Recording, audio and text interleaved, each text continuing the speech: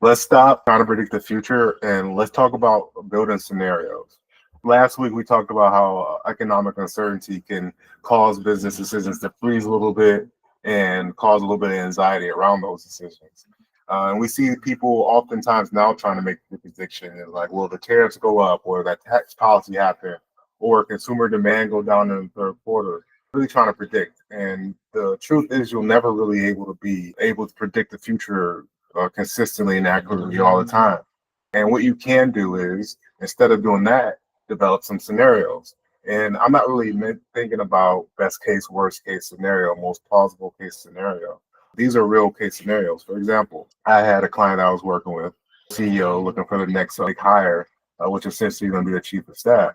And they're saying, well, I'm not really sure if this is the best business decision because of the uncertainty that I have. So in this case, I say, okay, well, I hear you.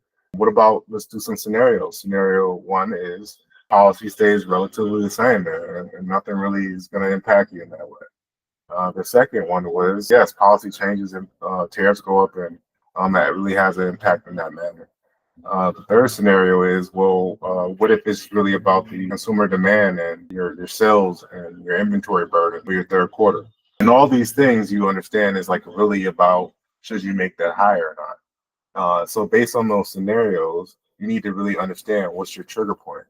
What's going to be that thing to say, okay, now is the time to make the hire. And that's really a big part of why people are frozen, because they want to understand what's that trigger point.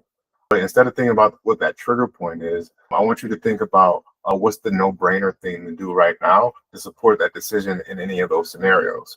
And for example, the one with the CEO trying to hire to make the next big hire, in this case, I said, okay, well, you don't understand or have a person in that role. So how about you develop the gaps that you have and what you want to offload to figure out then, okay, what is the documentation, expectations, an SOP for the role, so that you can first have someone come in, be successful and thrive in that role, and then impact you in a positive way. Have you coordinated with HR to make sure that everything's squared away so that when you are ready to make that hire, you have a warm pipeline to support the efficiency and making sure that there's a smooth onboarding for that hire.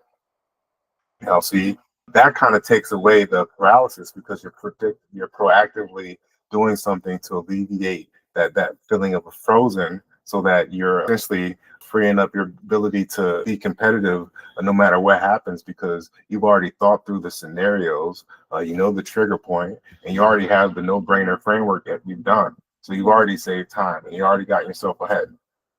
So that I would love to give you all a little homework. And really the homework is to think about a scenario that maybe you've been putting off, feel a little frozen about, and run through those and think about that decision and let me know.